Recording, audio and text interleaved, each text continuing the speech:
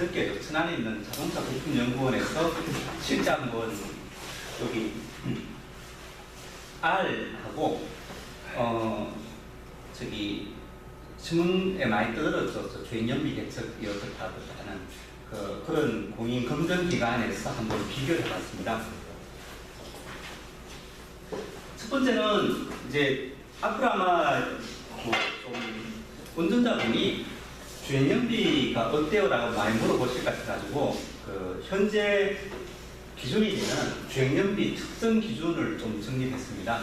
그래서 정비사분들이 상식적인 걸 좀 알고 계시면 좋을 것 같고요. 가장 최근에 확정된 게 2014년 7월 28일입니다.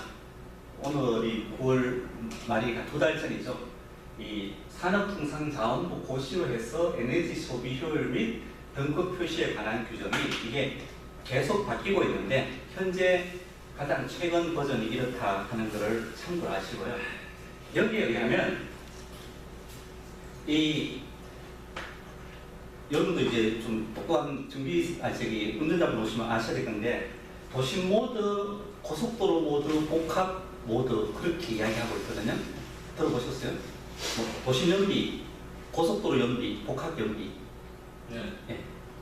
에 대한 규정이 여기 나와 있습니다. 그래서 이제 운전자들이야 도심 연비, 고속도로 모드 이쪽 그냥 막연하게 이야기하지만은 여러분이 운전자 앞에 뭔가 좀 아신다라고 하실 것 같으면은 좀 이런 정도 아시면 좋을 것 같아요. 첫 번째 이제 도심 주행 모드라는 거는 시험하는 게 규정이 FTP 75라는 규정으로서 시험을 하는 겁니다. 한데 이 규정이 뭐냐 하면은 500초 동안은 5.78km를 가고 그 다음에 800초 동안 6.1을 가고 한 10분 정도 쉬었다가 다시 5km 가고 해서 총 44분 동안에 17km를 가는 게 도심주행 모드의 시험 방식입니다. 쉽게 이제 도시 안에서 보통 주행할 때 이 정도 주행하고 주차하고 한다 하는 거를 이 하나의 규격으로 만들어 놓은 거죠. 이해되시죠? 예. 하이브리드 자동차는 좀 다른데 그 다음 이제 하면은 이렇게 막연하게 거리만 나와 있는데 이거를 이제 실제로는 속도를 이렇게 해라, 이렇게 속도 냈다가 줄였다, 속도 냈다 줄였다 쉽게 전주는 길이 얼마나 막히는지 모르겠지만은 소리 이런 쪽에서 조금 가다가 섰다 하는 거를 이 속도 패턴을 만들어 놓은 거죠. 그래서 이제 시내 주행이 이렇게 쭉 하고 여기 좀 밟았다가 여기 이제 속도입니다. 차량 속도가 최고 한 90까지 갔다가 여기는 멈췄다가 신도에서 멈추죠. 하고 쭉 했다가 여기는 이제 잠시 볼일 보려고 주차해놨다가 다시 쭉 가는 이 방식대로 시험을 해라 하는 게 도심모드 시험입니다. 두 번째로 고속도로 모드는 여러분이 XWFT 저도 잘 모릅니다. 이까지는 모르실 것 같다가 고속도로 주행 모드는 여기에 이 1500초 동안에 그러니까 한 10분 좀 넘 20분 정도 되는데 이 33km를 가는 게 고속도로 주행 모드입니다. 그래서 속도 패턴을 보면 이게 고속도로니까 이제 완전히 멈추는 건 없죠. 속도가 한 60km 이상에서 80까지 쭉 갔다가 100까지 쭉 갔다가 해서 쭉 가는 게 고속도로 모드입니다. 쉽게 생각하면 그냥 운전자 고속도로 달릴 때 이 정도로 이렇게 달린다 하는 걸 기준을 만들어 놓은 거죠. 고속도로는 다 다르기 때문에. 이해되시죠? 예. 그래서 이제 복합 모드는 뭐냐 하면은 그냥 여러분이 아시기에는 고속도로 모드하고 도심 모드를 합쳐서 나눴다 라고 알고 계시죠? 맞아요? 잘 모르세요? 요즘 차는 복합연비 나오거든요. 2012년부터는 복합연비로 하고 있습니다. 근데 정확하게는 여기 이제 도심 모드로 한 거에 0.55, 고속도로 모드 0.45의 가중치를 해가지고 한 게 복합연비입니다. 정확하게는. 그래서 이제 간단하게 할 때는 복합연비 하나로 해서 기준자 긋고, 제대로 할 때는 요즘 이제 그 에너지 발휘공단 같은 경우는 도시 모두, 고속도로 모두 연비를 따로따로 발표를 하고 있습니다. 그래서 여러분이 뭐 운전자분하고 이야기하실 때 에너지 관리공단에 가면은 이게 가장 잘 나와 있으니까 한번 참고로 보시고, 앞으로 이제 뭐 운전자분이 연비 기준대로 맞춰주셔서 하실 수 있거든요. 참고로 하시기 바랍니다. 그래서 실제로 이제 아이스캔 R에서 주행 연비가 계속된다라고 뭐 떠들고 있는데, 사실 제가 이거 수직 다 만들었지만 저도 맞는지 안 맞는지 몰라가지고 자동차 부품연구원에 좀 부탁을 했습니다. 자동차 부품연구원이 저 카메라하고 정보과제 하는 게 있어가지고 정보과제 그로 해서 한번 시험을 해봤는데, 여기 그 국가공인 주행연비 계측기관이 한 4~5개 정도 있습니다. 그 중에 이제 하나가 자동차 부품연구원이고 뭐 교통공단이고 그중에 있고요. 그래서 실제 제가 오늘 끌고 온 아반떼가 이제 여기 딱 있습니다. 그래서 이렇게 차가 갑자기 나가면 불안하니까 여기 아시다시피 동력계 위에 이제 고정해가지고 했고, 여기 이제 테스트 드라이버가 요 모니터에 있는 속도를 보면서 쭉 시험을 합니다. 우리 신사람 이거 잘 아시겠네. 다양하고 많이 이용하셨으니까. 네. 네. 그래서 이제 여기 녹색으로 보이는 게 운전자가 쭉 밟아야 되는 속도 패턴입니다. 그래서 이렇게 가속했다가 멈췄다, 가속했다, 멈췄다 쭉 해가지고 이제 이까지 가면은 시험이 중단되는데, 운전자가 자기 마음대로 하면 안 되니까 여기 이제 빨간 선하고 하얀 선이 있는데, 여기 이제 점선이 쪽 하얀 선을 쭉 따라서 엑셀레이터를 밟았다 뗐다 하면서 이 시험을 합니다.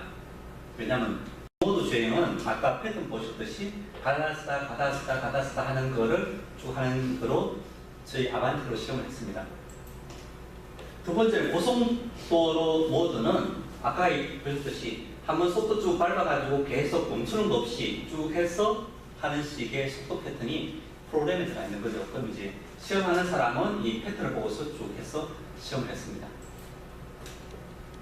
해서 받았더니만은 영어를 잘하게 나오더라고요. 그래서 저도 잘 몰라서 동그라미였는데, 여기 시험을 2번 했는데 이제 여기에 한 번 연비는 14.726이 나왔고, 두 번째 했을 때는 13.8이 나와가지고 이 도시 모드에서 했을 때는 14.2가 나왔습니다. 제가 오늘 끌고 온 아반떼가 이해되시죠? 뭐 다른 거는 이산화탄소가 뜨고 CO2 뭐 이런 게 나와 있는 거고요.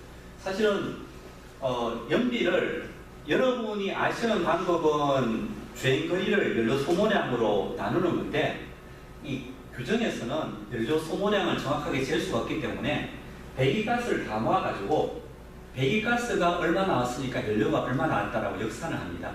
그래서 이제 배기가스를 쫙 모아가지고 계산했더니 얼마다 하는 부분이고요. 고속도로 모드에서는 한 번 쭉 해가지고 23이 나왔습니다. 근데 이제 제가 이거 좀 깜짝 놀란 게, 제가 처음에 아이스캔 R을 만들어가지고 그 주행을 할 때 연비가 무지 차이 나더라고요. 어떤 때는 뭐 13이 나오고 어떤 때는 20이 나오고, 전 처음에 이게 잘못된다고 생각했었거든요. 근데 이제 자본 시험을 하면서 제가 이해를 하게 된 게, 똑같은 차에서도 이게 가속 페달을 어떻게 밟느냐에 따라서 어떤 때는 13.8이 나오고 어떤 때는 14가 나오고, 고속도로 모드다 했을 때는 23이 나온다는 거죠. 연비가 엄청나게 차이 난다는 거죠. 어떻게 운전하느냐에 따라서. 그래서 제가 안심을 했는데, 똑같은 아까 그 차제 동력기에 차를 올려놓고 이 아이스캔 R을 이걸 그대로 꼽아놨습니다. 그래서 아이스캔 R로도 데이터 받은 거죠. 그래서 이제 해보니까는 여기 도시 모드에서는 13.1이 나왔습니다. 그리고 아반떼의 복합 연비는 13.9이고요. 그리고 엔진 출력은 여기 이제 아반떼 같은 경우에 그 신차 기준 마력이 140마력으로 되어 있습니다. 근데 제가 아이스캔 R을 하면서 새롭게 하는 게 꽤 많은데, 지난번에 말씀드렸던 기름 10만원치 넣으면은 실제 차가 가속 붙는 데 들어가는 게 10,000원이 채 안 됩니다. 아세요? 네, 예. 많이 하시는 분이 엔진 효율 30% 아시던데, 예. 물론 이제 한 10만 원 넣으면은 만 원 내지 7, 8천 원이 가속 붙는데 들어가고, 결국 그 차가 이제 정지할 때까지는 탄성 타임 주행에 의해 가지고 가기 때문에 뭐 에너지로는 한 2만 원치 정도 되는데 생각보다 낮았는데, 또 하나 제가 이거 하면서 놀랐던 게 뭐냐면, 실제 아반떼의 신차 기준 마력은 140마력이라고 나와 있습니다. 한데 실제로 이 도시 모드에서 마력을 아무리 뽑아본들 여기 파란색으로 된 이것들 57마력 이상 안 나옵니다. 아마 이거 이 정도밖에 안 나온다는 거 혹시 알고 계세요? 안 나온다는 건 알고 있어요. 네, 저 깜짝 놀랐거든요. 그래서 제가 이제 이 수식을 공부해가면서 만들었는데, 제 수식이 틀린다 싶어서 계속 고민했는데, 우리 이 분야의 전문이신 이봉호 사님 이야기 들어보니까 이해가 되더라고요. 이 마력 140마력이라는 거는 이게 한 6000rpm의 그 주행 트럭을 한 5분 정도 계속 밟아서 최대한의 그 출력이 나왔을 때가 140마력이라는 거죠. 일반적인 도로 중에서 그렇게 올라가기 없다. 근데 사실 많은 운전자들은 와 140마력 좋네 150, 140 한데 실제로는 57마력이라는 거. 또 하나 제가 이제 좀 놀란 부분이 토크도 마찬가지입니다. 신차 기준 최대 토크가 166으로 나와 있습니다. 뉴턴미터로. 한데 여기 도시 모드에서 최대한 했을 때가 그 124 정도. 이것도 뭐냐면 RPM이 6000rpm 정도 돼야지 이 토크가 나옵니다. 한데 제가 아반떼 오토를 오모스로 한 160, 170 밟았는데 절대 RPM 6000 안 올라갑니다. 한 4000에서 좀 넘어가면은 그 기아 변속돼 가지고 내려가거든요. 결국은 자동차 제조사가 이야기하는 최대 토크, 최대 마력이 실제 운전자는 그렇게 활용할 일이 하나도 없다는 거죠. 하고 여러분한테 도움되는 거는 뭐냐면 뭐 신차 기준보다 못합니다. 이게 차 고쳐야 됩니다. 해갖고는 뭐 사기꾼 되는 거죠. 대신에 이제 특정한 상황에서 이 토크가 예전에는 124 토크까지 나왔는데 갑자기 뭐 100으로 떨어졌다. 그럼 운전자 느끼겠죠. 가속 성능 뭐 쉽게 차가 힘이 없습니다. 하는 거를 정량화해서 볼 수 있다 하는 걸 의미합니다. 근데 제가 이제 이걸 보여주는 거는 뭐 좀 이따 말씀드리죠. 그 다음에 이제 도시 모드에서 에너지 분석을 같이 했습니다. 그래서 아까 말씀드린 바와 같이 이제 연료가 6,900kcal 들어갔는데 아까 도시 모드 시행할 때 실제로 차량의 가속에 들어갔던 거는 7.2%밖에 안 됐다. 최대한 생각하더라도 14%죠. 이게 가속할 때 7% 사용했으면 이게 정지할 때까지 또 차가 가는 거리가 있으니까 실제로 차량 이동에는 14% 여기 이제 차량 가속인데 밖에 사용하지 않았다는 게 이제 도시 모드로 똑같은 시험을 했습니다. 한 40분 정도. 한데 이제 아까 자분해에 있었던 차례 동력계에서는 배기가스와 연비가 나왔던 거고 아이스페날에서는 이렇게 다양하게 나왔다는 부분입니다. 마찬가지로 고속도로 모드에서는 뭐 속도가 좀 더 올라갈 거예요. RPM은 오히려 떨어졌는데 좀 이해가 안 보니까는 그 도시 모드에서는 가속했다 썼다 하니까 RPM 높았는데 고속도로 모드에서는 서서히 속도 높아서 뭐 거기서 나왔기 때문에 RPM은 3000 정도이고 제가 아까 말씀드린 바와 같이 최대 엔진 토크가 나려면 6000rpm이 가야 되는데 그거하고는 거리가 멀다 하는 거죠.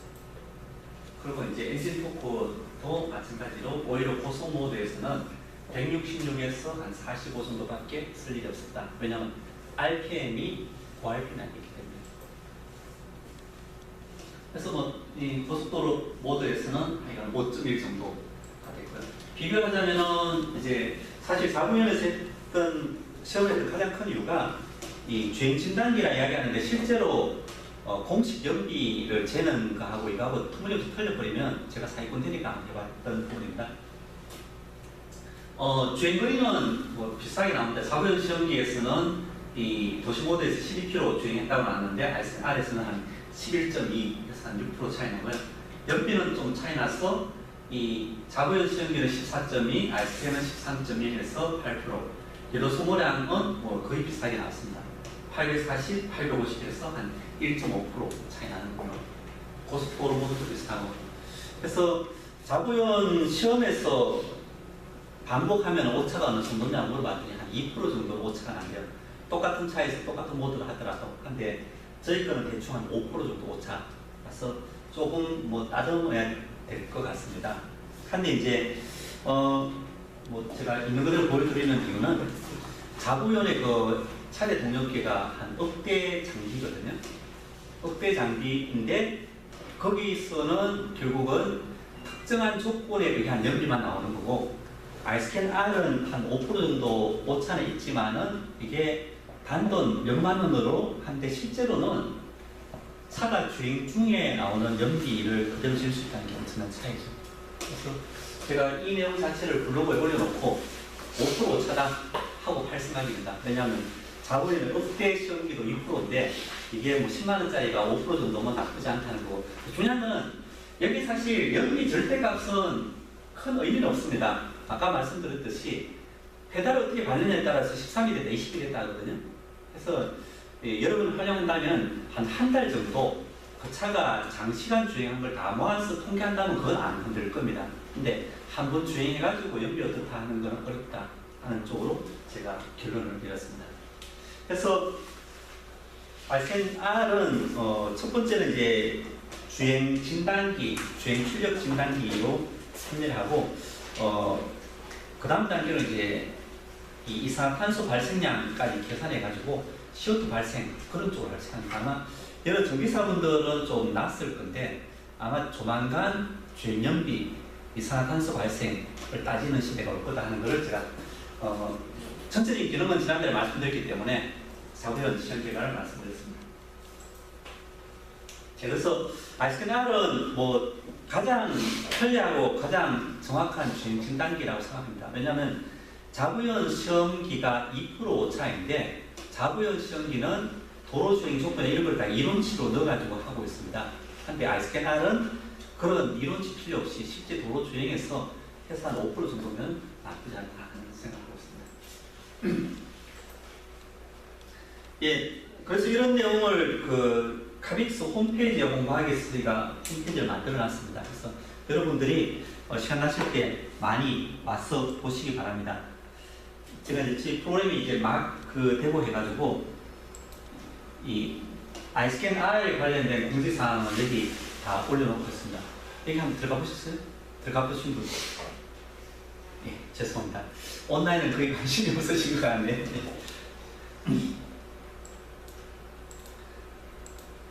그 다음 이제 아까 말씀드린 카빅스 블로그를 사실은 이런 아이스캔 R을 이용한 운전자 대상 마케팅을 하기 위해서 만들어 놓은 부분입니다.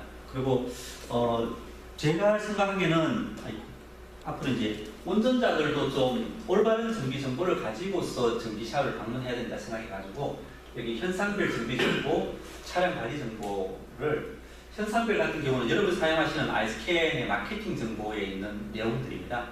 한 1,500가지 현상에 대해서 블로그를 계속 하루에 한 50개씩 올리고 있는 중입니다. 그래서 이제 그런 거로 해서 운전자들한테 올바른 정보를 주면서 이런 주행연비라든지 주행 진단 관련된 정비사들한테 이런 주행 진단 보고서 내용들을 공개하는 목적으로 블로그를 만들어 놨습니다.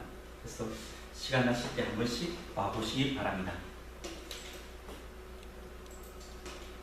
네, 실제 카빅스에 나와 있는 그 내용인데요. 여기 있는 것보다 실제 프로그램 보여드리면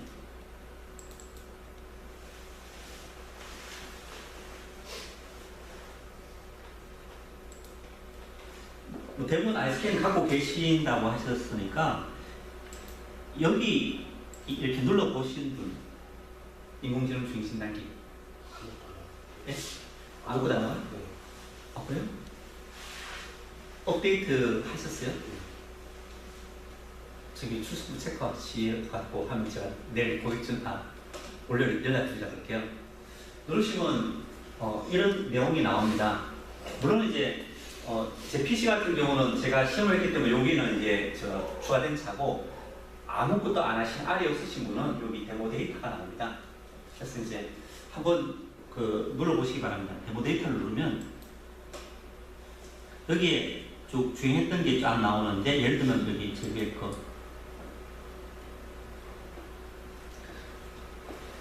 여러분들이 알이 없으시더라도 그냥 내용을 볼 수 있게 데모를 하나 넣어놨습니다. 그래서 이게 첫 번째는 이 외곽국에서 연료 소모량, 엑셀 포지션 이런 내용들이 쭉 나오고요.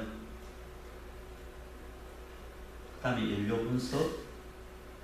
여기 보시는 방법은 너무 많은 게 한꺼번에 나와서 막 떡칠이 되어 있는데, 여기를 선택하면은 쭉 바뀝니다. 나는 엑셀 포지션 필요 없어. 속도 필요 없고, 현재 속도, 차량 속도, 됐다. 그래도 떡칠이 있다. 왜냐하면 이게 이 전체 주행을 한꺼번에 표시해놔서 그렇습니다. 그래서 이거 펼쳐보시려면은 여기 아래 막대기를 쫙 하면은 이제 확대가 됩니다. 확대가 되고, 확대한 다음에 왔다 갔다 하면서 관심 있는 부분을 보시면 됩니다. 그래서 이 그래프 부분은 좀 정비사분들이 센스 값이나 이런 걸 보고 좀 전문적으로 진단하시는 데 사용하라고 만들어 놓은 기능이고요. 데이터 보기는 또 그 중에서도 좀 고수 정비 하시는 분들이 그래프만 봐갖고는 몰라, 이 숫자로 좀 보여줘 하실 것 같아가지고 아예 숫자로 쫙 다 해놨습니다. 그 부분이고, 운전자분들 상대하실 때는 결과 보고서 부분에 아까 보셨던 이 기름 10만원치 넣으면은 이게 9,000원 정도가 이용되고 있습니다 하는 내용이나, 아니면은 10만 원으로 몇 킬로를 가는데 9,000원을 쓴다라는 거 있잖아요. 비율이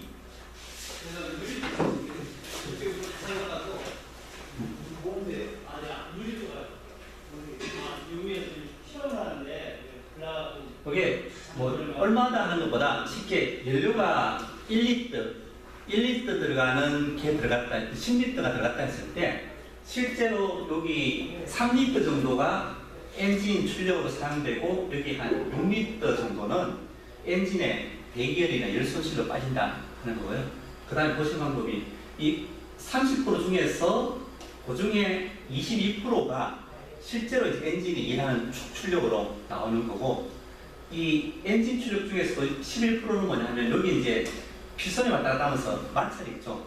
한쪽 부분에 뺏기는 거죠. 그래서 실제로는 엔진이 나오는 거는 여기 22%입니다. 하고 이제 그 22%가 여기 엔진 축에 나왔다 했을 때, 그 다음에 여기 또 트랜스미션 쪽에 마찰들이 있죠.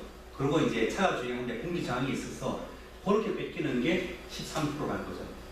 그래 따졌을 때 실제로 차가 가속하는 데는 9% 정도밖에 상비지 않는다는 거죠. 그래서 이 9%가 쫙 속도 붙어서 올라갔다가 이제 표컷대다가 쫙 가는 그걸로 차가 주행하고 있는 겁니다. 이해되세요? 보시는 방법? 제가 다시 설명해 주세요. 예, 너무 어렵게 표현해가지고 여러분이 띄워놓고 운전자분한테 설명은 좀 곤란한데, 다시 제가 말씀드리면은 신사장의 기계로 이게 얼마치가 아니라 쉽게 이제 1리터 넣었다 했을 때, 물론 이제 제가 보여드릴게요. 이거 기준으로 본다면은 이 주행에서는 연료 총 소모량이 2.3리터입니다. 그리고 주행거리는 여기 총 주행거리가 21km 이해되시죠? 2.3리터를. 예, 2.3리터를 사용했다 했을 때, 그러니까 절대 금액이 얼마다 하는 게 아니라 비율을 얘기하는 겁니다. 하면 이제 2.3리터가 전주 기름값으로는 한 4만 원 정도 되겠네요. 예를 들자면 23리터요? 2.3. 2.3리터면은 4,000원인가 4,000원. 그러니까 4,000원 들어갔다 했을 때로 생각하시고, 그랬을 때 이제 4,000원 기름값이 낼 수 있는 열 에너지가 여기 18,000kcal라는 거죠. 이거는 일로 하면 줄이고 열로 하면 킬로칼로리이고요. 그래서 이제 그게 기름으로 들어갔는데, 실제로 엔진이 일한 이 실린더 안에서 일한 거는 34%라는 거죠. 그러니까 6,000kcal는 엔진이 실린더 피스톤을 밀어내는 힘이었다는 거죠. 그리고 그 사이에 빠져나간 게 65%. 이건 뭐냐면 그냥 연소가 안 되고 뭐 뜨거운 배기율이 나간 게 다 에너지 낭비잖아요. 그렇게 빠져나간 게 65%라는 거죠. 그래서 이제 여기 첫 번째 34%라는 거는 이 엔진 내부에서 피스톤을 미는 힘, 미는 에너지를 이야기합니다. 한 게 이제 쉽게 연료 에너지가 들어가가지고 기계적인 에너지로 바뀐 거는 34%인데, 그 다음에 이제 얘가 이 실린더 내부에서는 그 에너지 생겼는데 밀면서 실린더에 마찰이 있고 이 엔진 축에 마찰이 있고, 또 예를 들면 이제 이 엔진 축에 뭐 에어컨 컴프레셔가 달려있다면은 그렇게 뺏기는 것이 11%였다는 거죠. 이 차의 경우. 그리고 실제로 여기 엔진 축 출력이라는 거는 여기 이제 그 토크 컨버터라고 그러죠. 축으로 나가는 거는 22였다. 그래서 실제 엔진 출력은 이거에 해당되는 겁니다. 이게 이제 차축을 돌리는 경우죠. 이해되시죠? 이 안에 있는 뭐 이 부분은 뭐 엔진 스스로가 이 무거운 거니까는 나오는 게 아니고. 그러면 사장님, 네. 그 아까 그 차량 이동 실질적으로 이제 우리가 돈을 주고 이동을 네. 이동 수단으로 했었을 때 지금 그 구라고 했었잖아요. 네. 그러면 저 기계적인 저항이 있거나 네. 어떤 문제가 있게 되면 네. 그 9라는 숫자가 더 줄어들어서 5나 1로 떨어지겠네요. 그렇죠. 그러면 앞에 있는 엔진 그 출력 34.3%나 축과 마찰로 가는 쪽에서 더 큰 저항이 생기는 거고, 네. 그럼 뭔가를 정비를 해야 된다. 그렇죠. 역시나. 그렇게 이야기. 뭐 예를 들면 이게 65였는데 다처럼 이게 한 70이다 그러면 뭔가 배기율로 많이 나가고 있다. 아니면은 그러면은 뭔가 엔진 오일을 안 갈아줘가지고 차가 뻑뻑하다거나, 또 저런 거 있으면 이제 여름에 컴프레셔 돌리면 여기에 해당되는 거고요. 그 다음에 이제 여기에 해당되는 거는 뭐 저기 차 형상에 따라 좀 차이 나는 거죠. 해서 여기는 이제 손실률이 높다 그러면은 트랜스미션 쪽에 미션 오일 안 갈아서 뻑뻑하다거나, 아니면 아이가 뭐 바람이 불었다거나 하는 거고, 그 다음에 이제 실제로 이게 이제 가속하는데 쿠프로가 사용됐는데, 한번 쿠프로에서 속도가 한 120km 하면 연료가 공급하는데도 쫙 가잖아요. 실제로 이제 차가 이동하는 데는 꼭 쿠프로는 아니고 9%의 한 2배 정도로 생각하시면 되는 거예요. 이해되시죠? 그럼 저기 신차, 우리가 신차 기준으로 정상값이라고 할 수 있는 데이터를 올려놓을 수는 없는 거죠. 네, 아쉽게도 없습니다. 왜냐하면 신차 기준 자체가 공개된 게 없습니다. 네, 없어요. 자동차를 이런 관점에서 바라보는 사례가 하나도 없기 때문에 없습니다. 그래서 그 사장님께서는 R을 가지고 그 같은 종의 차종으로 계속 올렸을 때 1등, 2등 순위를 넣을 수 있다고 하시니까요. 예. 좀 크게 비교되는 걸로 디젤을 한번 보도록 하죠. 요건 이제 가솔린 K5에 해당되는 경우고요. 저도 숫자가 너무 많이 달라가지고 좀 놀랐었는데, 이봉희사님 이야기로는 디젤이 파워가 좋아가지고, 이게 요즘 말 많은 산타페 DM 2014년식입니다. 보시면은 엔진 출력이 50% 나오죠. 가솔린은 보통 한 30, 뭐 35고. 그래서 실제로 나오는 거 여기 이제 요겁니다. 30% 정도가 나오고 이동도 가고, 디젤이 훨씬 더 연료 효율 측면에서는 좋다는 거고. 여러분은 뭐 이 절대값이 어떻다는 게 신차 기준에서는 참 좀 그게 없으니까는 이제, 그래서 제가 이 데이터를 올리십시오 하는 게, 동일한 차종의 데이터가 모여야지 이제 그 평균이랑 비교가 되니까, 그래서 이제 강제로 올리게 하는 부분입니다. 하고, 더 중요한 거는 이제 한 달 동안 주행했을 때, 이전에는 엔진 축출력이 뭐 31이었는데 한 달 뒤에 이게 갑자기 같은 차인데 20으로 떨어졌다. 그럼 뭔가 앞쪽에 문제가 있는 거죠. 그걸 이제 정비사보다는 이야기하시고, 고쳤을 때 이게 제대로 올라가 보여주시라 하는 겁니다. 한데 조심해야 될 거는, 이게 한 번 주행해서 뭐 높았다 낮았다 하는 건 아주 위험한 겁니다. 아까 연비도 보시다시피 어떻게 주행했느냐에 따라 달라지기 때문에 한 달 정도는 모아서 그걸 합쳐서 따져야지 된다 하는 얘기입니다. 그러면 굳이 R 스캐너가 없어도 네. 데이터스 스캐너가 데이터스로만 봐도 나오지 않아요? 목표는 그랬죠. 연비를 보는 게 아니라 예. 연료 소모량이 얼마만큼 된다는 걸 볼 수가 있잖아요. 주행 중에 배기가스는 어떻게 아니 공회전제. 공개되는 예. 전 뭐 공회전보다도 이제 우리가 검사들이 예. 공개되는 의미가 없어. 그렇기도 하고 뭐 공회전으로 하면 사실은 여러분 지금 샵에서 스캐너로 리프트 위에 올려고 하죠. 예. 그래서 제가 하자는 거는 주행 중에 이상까지 하자는 취지입니다. 이게 R을 놔야 한다는 거잖아요. 예? R은 지금 이제 R의 필요성 말하는 건 놓고 안 놓고는 사장님 말이고 저거 이제 소비자한테 판매를 하자라고 말을 하는 거예요. 저 기계를 이제 R 저것을 소비자한테 팔고 저쪽에서 우리 정비샵에 이제 우리 고객을 유도해서 저런 서비스 데이터치를 올리자는 거지. 죄송합니다. 처음 와봐서 잘 몰라요. 괜찮아요. 예. 뭐 파는 것도 있고 제가 이제 뭐 너무 앞서가다 보니까는 아이스캔 사용하시는 분들 못 따는 것도 있는데 제 생각에는 이런 서비스 상품을 만들 생각하고 있습니다. 쉽게 얘기해서 이거를 이제 한 달 정도 꼽아주는 대신에 제가 좀 게시판에 몇 분 모이면 물어봐서 정할 생각인데 뭐 한 달에 10,000원이 됐건 50,000원이 됐건 정비사분들이 가격 결정해가지고 하는 거죠. 어차피 우리나라에서 우리밖에 없으니까. 그럼 뭐 10,000원 정해놔놓고 선심으로 아니 50,000원 정해놓고 선심으로 문자를 줄 수 있는 거고 해서 이런 걸 이제 인터넷에 공부하겠다는 거죠. 하면 이런 에너지 관점에서 뭐 차량을 진단하는 사례가 없었고 사실은 아직까지 일반 승용에는 개념이 없을 수 있지만은 상용 같은 경우는 이제 이산화탄소 발생량을 계측하고 뭐 하는 게 무지 좀 그 행정적으로 강화되고 있습니다. 그런 쪽을 미리 준비하는 거죠. 또 어떻게 보면 차를 잘 준비한다는 게 결국은 이 에너지 효율을 높이는 거거든요.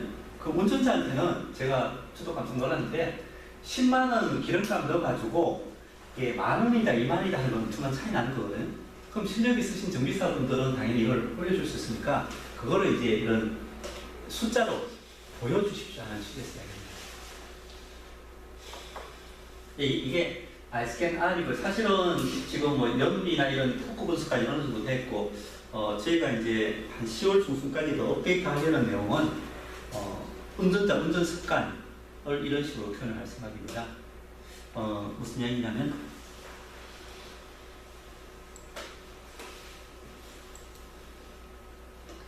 차량 주행 분석에 보면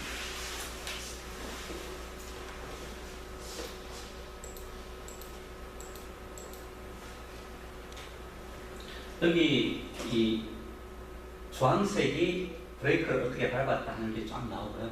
여기 이제 도로경사이고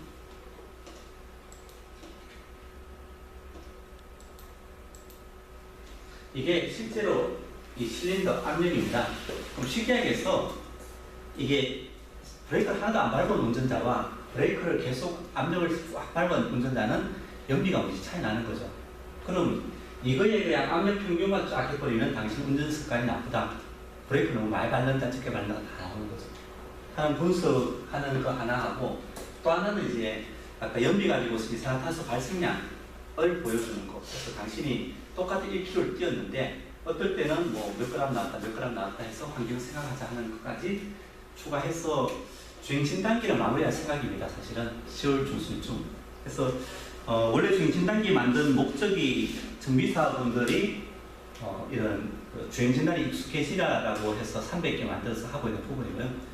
제가 오늘도 뭐 아침에 KT 미팅 갔다 왔는데 메인은 뭐 KT가 됐건 보험사가 됐건 그런 쪽에 운전자가 이걸 달고 정비샵에 오게 하는 게 메인이기 때문에 10월 중순부터는 운전자들한테 직접 판매하는 쪽으로 이제 갈 생각입니다. 그래서 그 두 가지 기능만 더 추가해가지고 뭐 여러분들이 괜찮다 쉽게 이게 제가 볼 때는 한 10% 20%만 되는 겁니다. 뭐 고장코드 진단도 안 되고 뭐 스캔 센서값도 안 되고 하지만은 이런 새로운 그에 관심이 있으신 분들하고 새로운 서비스를 시작하자는 취지에서 이제 하고 있습니다.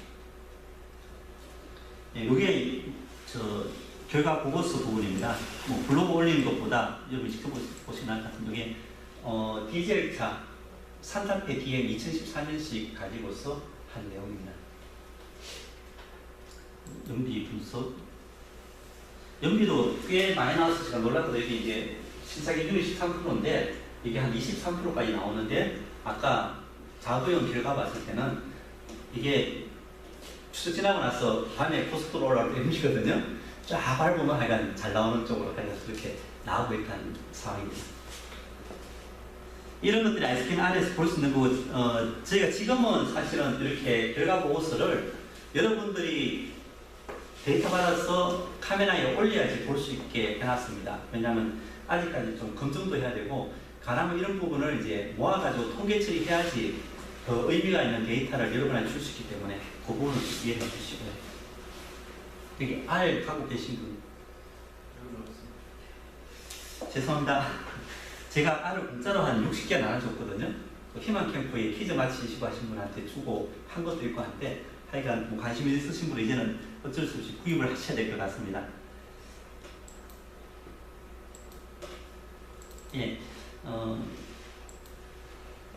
그 다음 이제 마지막으로 저기 말씀드릴 부분인데, 아까 뭐 제가 미리 말씀드린 것 같은데, 이 고객 입장에서 여러분 정비 샵을 어떻게 올까를 한번 생각해 보시기 바랍니다. 이제 마무리인데, 아까 처음으로 돌아가서 오프라인에서 애견 미용에서 뭐 한 6평, 7평 되는 애견센터와 한 300평 되는 동물병원 비교를 했는데, 아마 여러분 상황이 300평 되는 동물병원 쪽보다는 6, 7평 되는 애견 미용센터에 가까울 겁니다.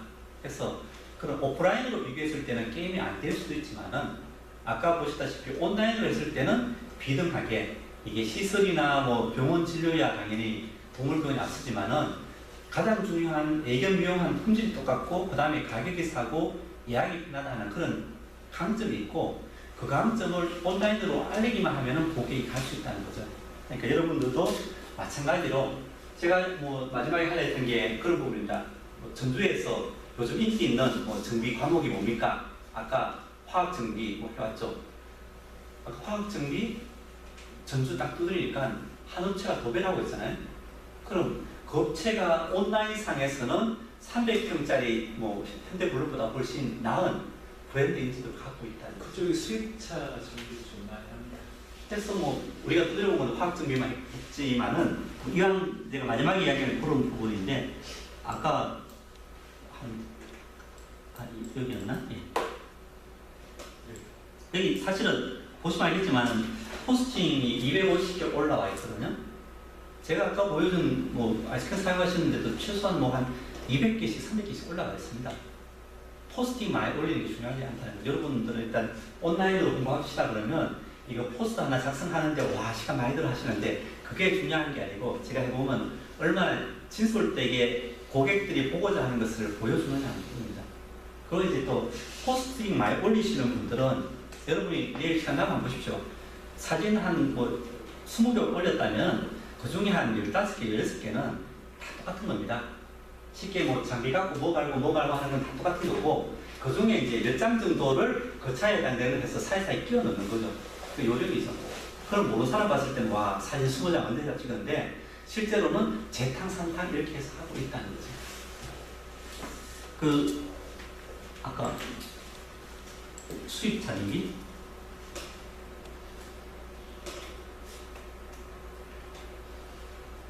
여기는 이 맛집이고, 카이로스 모터스가 수입차 전기는 또 1등을 차지하는 유닛 모터스, 이런 식입니다. 그래서 여러분이 모르는 사이에 온라인 쪽으로는 앞선 1, 2%의 전기샵들이 도배하고 있고, 그래서 뭐 한번 이렇게 제일 위에 있는 거 한번 볼까요?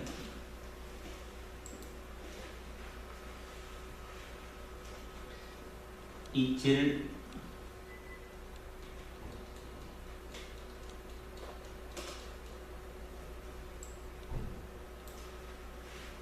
여기는 뭐 통계를 안 올려놨나요? 하여간 제일 위에 올라온 거는 이유가 있습니다. 이 포스팅을 열심히 했거나 이 뭐 방문한 사람들이 많거나 해서 한번 사람들이 소문나고 모이기 시작하면 계속 꾸준히 모이거든요. 그래서 이게 일정 시간이 지나버리면 뒤에 진입한 사람들은 따라가기 힘든 게임입니다.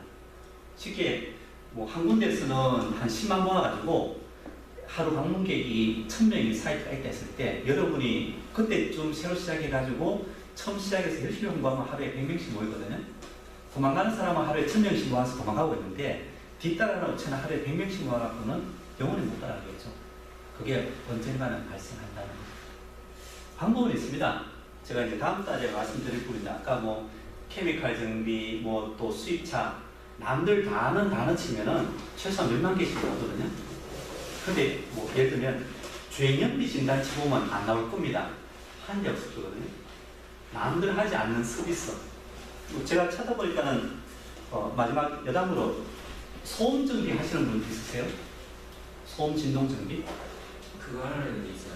예, 여기 오신 분 안 계시고 전 아까 장기전 같은 경우가 소음 진동 정비를 하고 있었는데 제가 꽤 의아하게 생각했었습니다.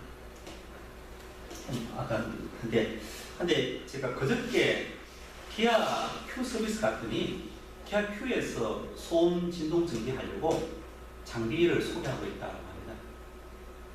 하니까는 그런 것도 여러분이 블로그 보시면 뭐 남들 다 하고 있는 퍼포먼스 이런 게 아니라 저런 거 왜 하지? 또 제가 제가 전자제어 전문이니까 전자제어는 그런데 소음 진동이라든지 또 뭐 덴트라든지 하여간 제가 모르는 분야도 이 블로그 요맥에 하면서 열심히 공부하고 있거든요. 그래서 여러분이 좀 혼자서 작업하시고 하시느라고 이 많은 정보를 받아들이기 참 힘드시기 때문에 웬만하면은 이런 블로그 통해서 그런 정보를 가장 쉽게 습득하기도 참 좋습니다.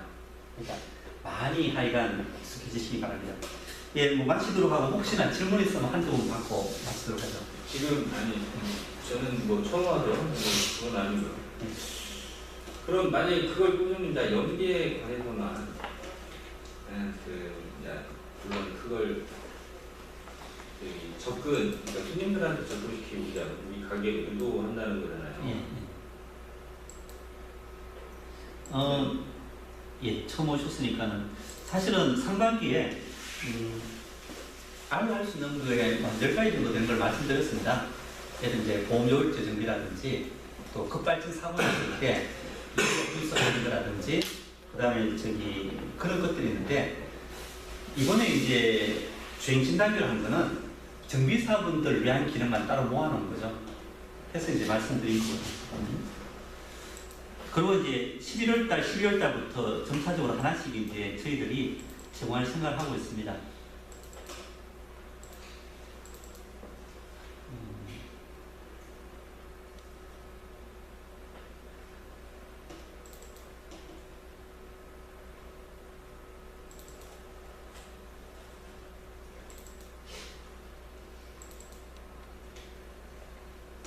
여기 카빅스 서비스장에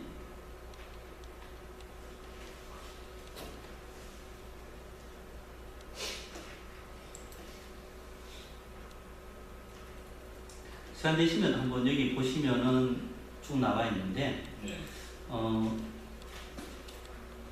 이게 모젠이나 요거 같이 차량 관리, 보험 할인, 영상 블랙박스 데이터, 그다음에 내비게이션에 사고 기록상 지kim급분나 이런 것들이 있는데 이번에 이제 정비 사용을 한 거는 여기 실시간 주행연비 분석으로 오늘 주로 하는 부분입니다. 그러니까 주행연비가 첫 번째 기능이다 하는 거지 다 하는 건 아니고. 아니 제가 현대학교에 근무할 때 서로 테스트 나왔어요. 근데 아까 처음 말씀드린 걸로 연기 쪽으로는 아니고 부당 진단 쪽으로 해서 저희한테 문자가 발송되게끔 지금 그걸 많이 하고 있고요. 근데 이제 두 개를 못 뽑잖아요. 그렇죠. 가장 똘똘한 하나가 독점하게 되어 있습니다. 근데 이제 그걸 기존에 판매를 했거든요. 그럼 그걸 빼고 이제 저걸 꽂아야 돼요. 어디 거 팔아주셨어요? 그러니까 회사에서 나온 거기 때문에 모비스에서 나온 거. 모비스가 두 개를 했을 건데 두 개. 오젠하고 유보하고 했는데 제가 얼마 전에 그저께 기억했더니 유보는 다 회수해 갔다 그러더라고요. 그러니까 남아있고 다 회수가 된 건 아니고요. 남아있는 것도 있고. 한데 중요한 거는 제가 상반기 교육도 얘기했는데 자동차 제조사가 가는 방향이 있습니다. 그쪽은 연비나 이런 급발진은 아예 안 하고 스마트폰 연동해가지고 고객 관리 쪽으로 가고 있거든요. 하고 이제 제가 애플마켓 정비샵하고 이야기하는 거는 OEM을 못하는 연비나 급발진에 이런 쪽을 하는 쪽으로 차별하는 쪽이에요. 이 부분은 OEM에서 하니까요. 두 개를 다 같이 팔아보면 좋겠는데. 운전자가 욕하죠. 하나만 파셔도 대단한 겁니다. 네. 그 목을 하는데 배달을 따서 이렇게 두 개는 못 이길 거 아니에요? 그렇게? 네, 저희 거를 드렸습니다. 아 그래요? 예. 공유비서처럼 있잖아요. 아니요, 그게 이제 스캔 진단기 두 개라면 쪽이 납니다. 둘 다 물어보고 갖고 하기 때문에. 근데 저희 거는 안에 피클캔을 읽기만 하거든요. 하니까 충돌이 안 생기는 거죠. 다른 제품은 두 개 하면 충돌 생깁니다. 그럼 그렇게 한번 해봐야겠네. 없는 데가 조금 하기가 뭐 대단하십니다. 저희 하나만 뽑아도 한다 생각하는데. 네. 궁금한 사람 좀 풀어볼까?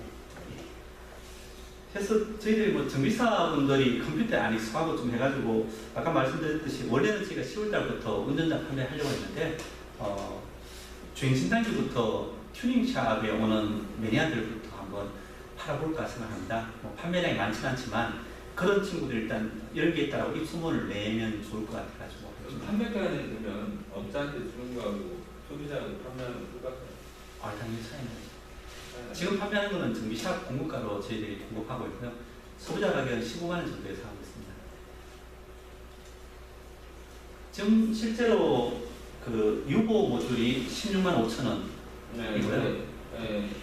그 다음에 저기 크루즈 프로스라 해가지고 얼마 전에 2580에 한 방송해가지고 매진된 게 있거든요. 그게 12만 원, 16만 원 보관시 별도입니다. 그래서 대충 한 15만 원 정도 대에 유지에 있는데 중요한 게 이제 기능이 어떤 게 가장 좋으냐 하는 부분입니다. 카메라 설명도 하고 싶어요. 이 5만 원, 10만 원 정도 한 게 이제 네, 이 부분입니다. 아니 똑같이 만들었어요 다시. 예. 이번에. 그래서 아니 구글 많이 다니니까. 전주에서 많이 찾는 모양이죠. 다행이네요. 예. 안 그래도 카메라샵도 뭐 어디서 그걸 한다고 이야기 들었습니다. 예. 아니 아니 저희가 직원인데. 아, 그래요? 아, 전용카에서 오셨어요? 예. 아니, 전용카 사장님 내가 욕하는 데 걸렸네.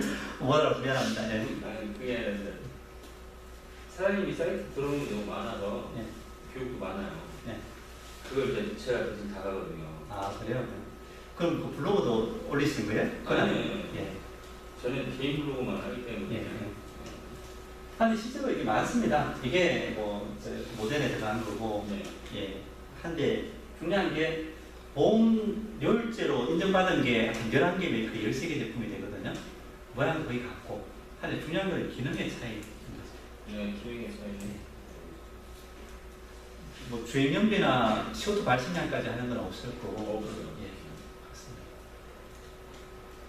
예, 또 뭐 궁금하신 사항? 그러면 지금 저희 가게에 있는 곳은 저는 아이스크림을 쓰고 있긴 한데 예.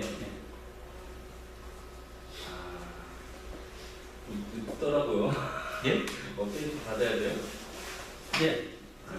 지금 한 달에 2번씩 업데이트하고 있거든요. 업데이트 받으면 다른 거예요. 그 프로그램 실행시키면 자동으로 업데이트 됩니다. 네. 그러니까 업데이트 근데 이제 그 단점이 뭐냐면 네. 하이스캔하고 네. 하이스캔 프로하고 하이스캔이 하이스캔하고 그 비교를 해보면 좀 표출되는 게 좀 차이가 좀 있더라고요. 센서 장도 해서 네. 좀 차이가 있어요. 좀 같고. 꼭 저희 고객전팀에 연락 주십시오. 일단은 뭐 OBD 원 차량에 좀 차이가 있다고 하는데 네, 저희가 워낙에 앞쪽으로 진동하게 바꿔가지고 뒤쪽은 잘 못 챙기고 있는 중이거든요. 아 그래요? 네. 궁금하니까 한번 들어가 볼게요. 네, 그러십시오. 네, 뭐 다른 질문 혹시 마실까요? 네, 하여간 뭐 오프라인 교육에 와주셔서 감사하고요. 온라인으로 잘 정리해서 올려놓으실 테니까 바쁘시면은 하여간 아까 블로그나 이런 쪽에 와서 많이 참고를 하시기 바랍니다.